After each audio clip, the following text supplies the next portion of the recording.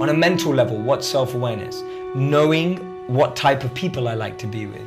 Knowing who helps me grow and who drains me. Yeah. That's mental self-awareness. So self-awareness at every level, and then we go into the spiritual consciousness level. That's disconnecting from all these identities and understanding the identity that we are wired for generosity and we're wired to serve. And only in service can we be happy. And that's us on a consciousness level. That's the identity of consciousness. Like water is wet, the sun is heating and light. Consciousness is service. Like that's how it fits. Why are we wired for that?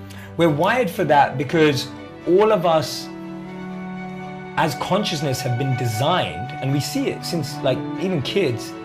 Like I was giving this example of this beautiful, and you may have seen it, it went viral on Instagram. It was this little girl, probably about 2 years old, watching a cartoon, and she takes a handkerchief and the cartoon character's crying, and she goes up to the television and she tries to wipe it off, right? And it's incredible because this girl's 2 years old and she thinks this cartoon character animal's crying, and she gets a real tissue and tries to wipe it on the TV. Obviously it doesn't work. And there's another one that I saw with this statue of this rabbit, and there's like 4 rabbits and one rabbit's like falling off the end, and this little boy is trying to push the rabbit up, but it's a stone rabbit, it's just a statue, but he's trying to help it back up. So we see, and there was a great article in Wired about this, about how we're wired for generosity. Our brain is happier in service. This whole world is almost a school, an education system to make us realize that one truth. And we see that when we're serving, when we're doing that, we feel genuine happiness. But when we're trying to gain and greed and power and strength, we even feel empty as it slips through our fingers.